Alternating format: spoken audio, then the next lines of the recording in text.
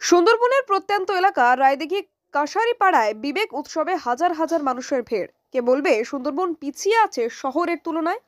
শীতের দিনে 12ই জানুয়ারি দক্ষিণ চব্বিশ পরগনা জেলার রায়দিঘি কনকনদেখি গ্রাম পঞ্চায়েতের পশ্চিম জটা কাঁসারিপাড়া এলাকায় বিবেক উৎসব কমিটির ব্যবস্থাপনায় বিবেক উৎসব 2025-এর শুভ উদ্বোধন হলো।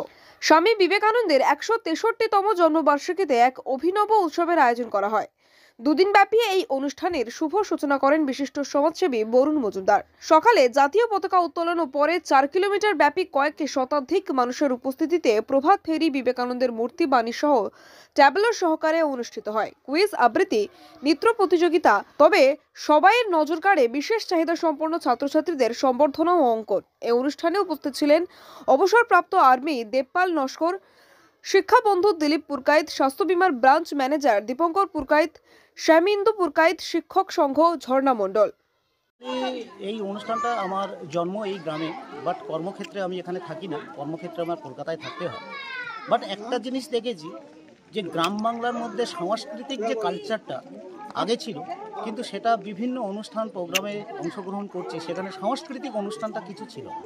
বাট আজকের এইটার মূল উদ্দেশ্য হচ্ছে যে একটা মনীষীকে কেন্দ্র করে একটা সাংস্কৃতিক কালচারকে ফিরে আসা এবং পরবর্তী প্রজন্মকে একটা নতুন দিশা দেখানো, যে সাংস্কৃতিক অনুষ্ঠানের মাধ্যমে একটা নতুন দেশ গঠন করা যায়। তার মূল উদ্দেশ্য নিয়েই এই প্রোগ্রাম। মূলত কি বার্তা দেবেন এলাকার মানুষকে?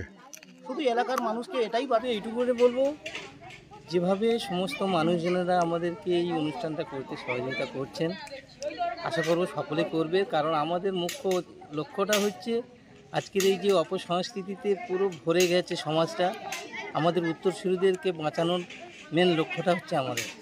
আমরা নিজেরাও বাঁচতে চাই এবং আমাদের উত্তরসূরিরা, আমাদের সন্তান সন্ততিরা, তারা যাতে আগামী দিনে সংস্কৃতি মনন সম্পন্ন হয়, অপসংস্কৃতি না ডুবে যায়, আমাদের মুখ্য লক্ষ্যটা হচ্ছে এই অনুষ্ঠান। আমরা নেতাজি প্রোগ্রামও করতাম, নেতাজি প্রোগ্রামটা এখনও পর্যন্ত চলে, তার সাথে সাথে আবার আমরা এটাকেও জুড়ে নিয়েছি বিবেক উৎসবটা। আর জার্নি আমরা 2020 সাল থেকে জার্নি শুরু করেছি, এটা নিয়ে আমাদের 4র্থ বছরে পড়লো আমাদের এই বিবেক উৎসব।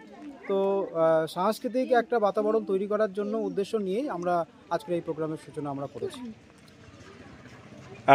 এই উদ্দেশ্যটা কি, প্রকৃত মূলত কাজ কি আপনাদের? প্রকৃত মূলত হচ্ছে আমরা একটা স্বেচ্ছাসেবী সংস্থা, আমাদের সংস্থার নাম হচ্ছে রায়দিঘি রাইজিং স্টার ফাউন্ডেশন।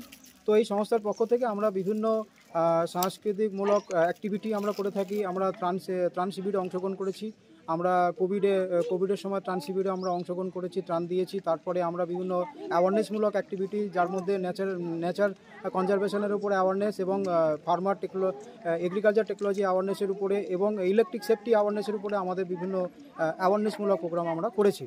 এবং আমরা মহিলাদের প্রায় 2000 মহিলাদের আমরা ক্যালসিয়াম ডিস্ট্রিবিউশন করেছি ফ্রিতে। আমাদের এটা একটা কর্মসূচি ছিল, সেই কর্মসূচির মধ্যে আমরা 2000 মহিলাকে ফ্রিতে ক্যালসিয়াম ডিস্ট্রিবিউশন করেছি। আগামী দিনে চিন্তাভাবনা? আগামী দিনের চিন্তাভাবনা আমাদের গ্রামের দিকে মূলত যেটা দরকার সেটা হচ্ছে কর্মমুখী একটা। দেখেছি আমাদের এই গ্রাম বাংলায় মনীষীদের জন্মদিন উপলক্ষে যে সমস্ত কালচারাল যে সমস্ত অনুষ্ঠান হওয়ার কথা, সেগুলো আজকের দিনে হারিয়ে যাচ্ছে।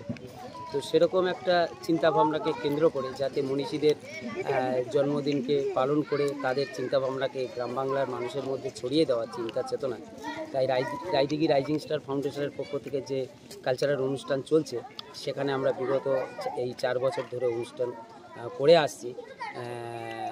তাছাড়া আমরা দেখেছি এখানে চেতনার মান, শিক্ষার মান তেমনভাবে। দক্ষিণ চব্বিশ পরগনা থেকে রেবতী মালির রিপোর্ট, ডিএন নিউজ বাংলা।